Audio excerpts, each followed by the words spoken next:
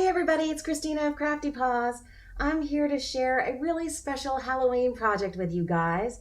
I made this Luminary with a whole bunch of Diemond Dies, and this is a design team project for Diemond Dies, as well as with some super spooky cute Digis from Dr. Digis, where this project is going to be a guest design team project.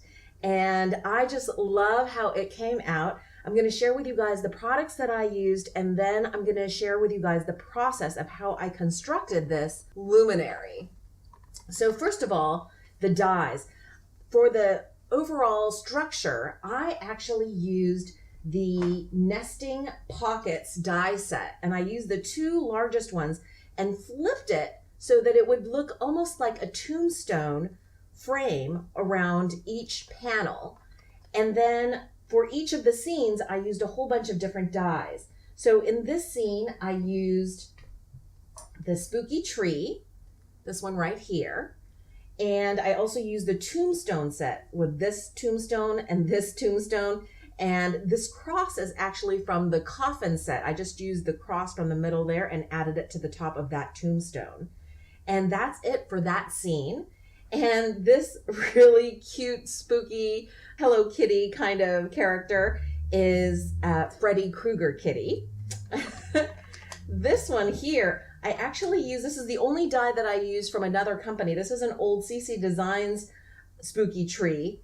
And I just wanted something different in the background here. And then I used the bats set here with the 3 different size bats as if they're flying away.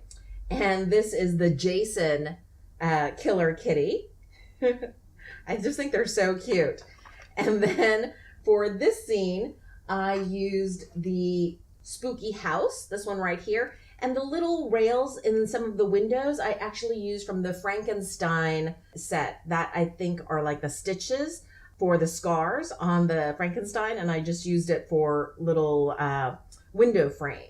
And then lastly, this one with the pinhead kitty, I used the Spooky Spiderweb mini album die set. This is the large one. And then this spider is actually from the Spooky Spider web set with the smaller web, but I wanted the larger web and I wanted the big spider.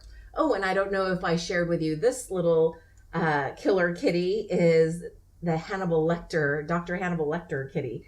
I just think they came out so cute, and all you have to do to set this up is actually use a flameless little tea light, which you can pick up at like the Dollar Tree or whatever. And next I'll show you guys the construction for how I created this and share also the coloring, the Copic coloring of a couple of these killer kitties. So I made this entire Luminary using Nina Premium Extra Heavy cardstock. I wanted that extra sturdiness, and this is a 100-pound cardstock. And I'm putting through the 2 largest of the Nesting Pocket dies from Diemond Dies and using that Sizzix Big Shot to cut out that frame. Now I'm going to cut little strips. This is about not quite half an inch, maybe 3/8 of an inch wide. And I'm going to cut those little strips, 4 of them, so that those can be the seams where the various frames can be attached to one another. And I'm just taking my scoreboard and my bone folder, and I'm going to score that right down the middle to create little hinges, basically, that will connect each of the frame for each of the panels of the Luminary together. And I'm just scoring it with my bone folder, and then I'm folding it and making sure that it's a nice tight crease down the middle of those little strips. And now I'm going to take some art glitter glue. You guys know that that's my favorite wet glue with a fine tip nozzle. And I'm going to put that along the little strip and attach that so that it becomes a hinge for one frame to attach to the frame next to it.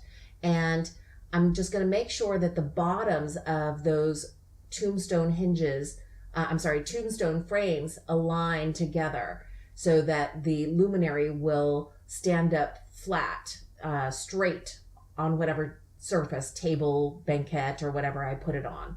And I just want to make sure that it's lined up so that it creates a nice, clean, crisp corner. And now I'm taking some vellum. I have some plain clear kind of white vellum as well as some peach pinky vellum that's a little ombre. And I'm just using the largest of the pocket dies and running that through. I'm showing you both colors of vellum. I actually like both of them. The pink one actually kind of has a fiery look to it when you put a tea light behind it, but I basically had scraps that I wanted to use up, and it just fit that largest pocket die. And the pocket die is so large that you can't really put a bigger piece of paper on the Big Shot without it crinkling. So I cut it down so that it would fit across my Big Shot. And now you see me cutting just a shaving off the sides of the vellum pieces and on the sides and on the bottom. And that's just so that the vellum piece won't kind of come all the way to the edge of the frame and won't, it won't be visible from the front. And I just did that just as a kind of finishing touch, basically. You don't have to do that, but I like having that little extra room around that vellum piece. And I'm gluing all of those down using more of that wet glitter glue.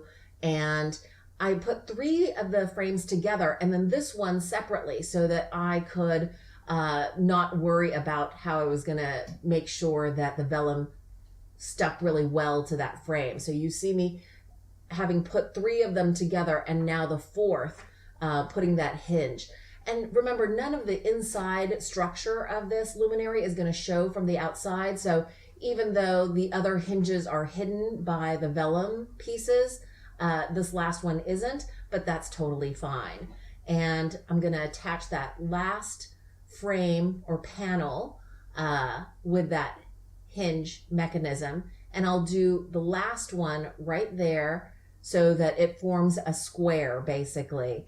The 4 pieces are attached together, and the last piece here I'm going to do at the very end, just again making sure that the bottom of each of these panels is lined up so that when it becomes a full luminary, that square, it will lie flat on any tabletop.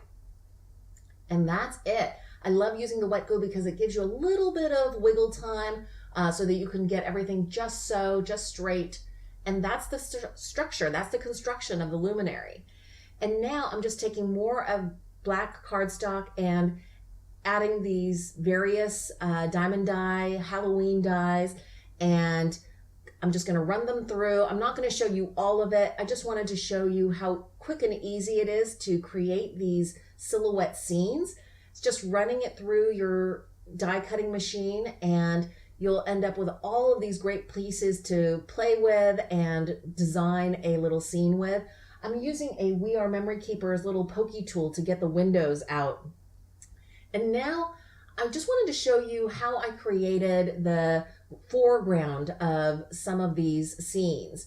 I'm using the largest pocket die and I'm running it through with a black scrap that was left over from cutting out the frames. And you'll see that I'm just going to hand cut out that hill. I did 3 of them for 3 of the panels, and then the 4th one with the spider web, I don't need a foreground. But that's it. It's just basically doing a smooth kind of curved cut with this pair of scissors, and that's the little hillside. Now I thought I would share with you guys just some quick Copic coloring. These images, as you can tell, are really simple. That's kind of that cutesy, kawaii, Japanese cutesy Hello Kitty look, and these Digis are perfectly designed just like that, and so they're really easy to Copic color. If you're interested in the particular Copic colors that I used, you can check out my blog post, which I will link to in the description box below. But basically you can see I didn't want to leave anything stark white, even though Hello Kitty I think sometimes appears as a white cat.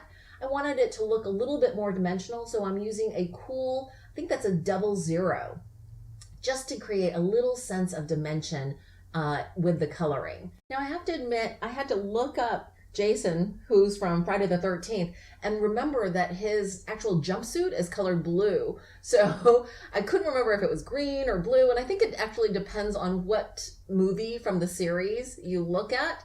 But I decided to color up this Hello Jason with a blue smock. And I'm just using some standard blues. These are usually the blues that I use for coloring up denim. And I just thought I would give him kind of a rough look um, for the little blue jumpsuit that this Hello Jason is wearing. And I think next I'm gonna color up the hockey mask. And again, I didn't want to leave it just plain white, so I'm using, I believe, a warm gray. And I wanted to give the little breathing holes from the hockey mask some dimension, as well as the eyes holes for some dimension. So I'm using a slightly darker warm gray just to add some dimension and some depth to this hockey mask. And I'm blending it all together again, and then I'm gonna reestablish the shadows again around each of the little air holes. And I think that makes the image come to life, even though, like I said, this is a very simple cartoony kind of image. I think adding those little details helps. And next I'm gonna show you not all of the fussy cutting. As you can see, I cut around the kitty with my favorite spring scissors, those Fiskars spring-loaded reverse scissors. But I also wanted to show you guys that I needed to use an X-Acto blade to cut out the little areas between the image pieces.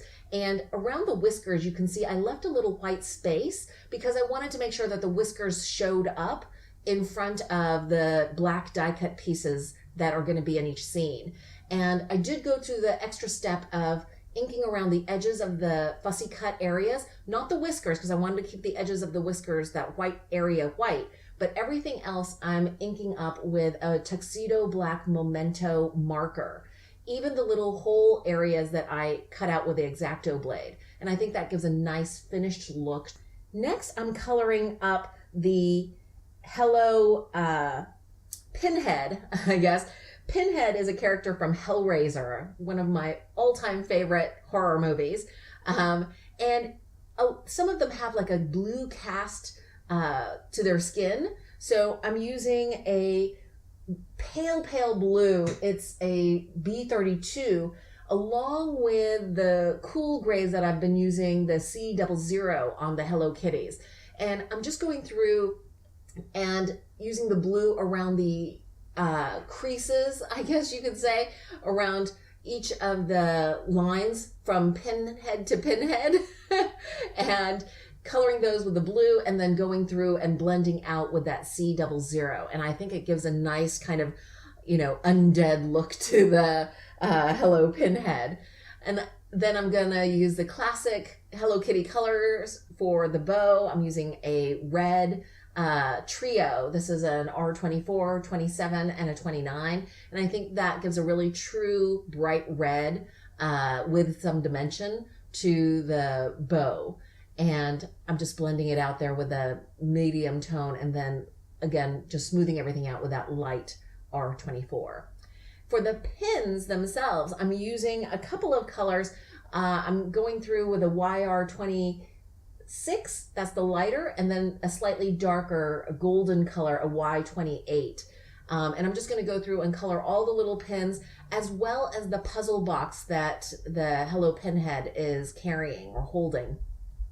And, the details in the puzzle box are actually, I think, more dark, but I didn't want to have it so dark that it wouldn't contrast well against the gown or cloak that I have the kitty wearing, which I'm coloring up with darker gray tone like the character Pinhead in the movies. And I'm going to start off with the lightest gray for the base undercoat of color, and then going through and adding the shadows. And I'm marking in where I think the shadows would be. And I actually made the puzzle box kind of see-through. The center area I'm keeping full solid, but around the edges I thought it would be fun to pretend like you could see the Hello Pinhead's gown showing through, as if the puzzle box is more see-through.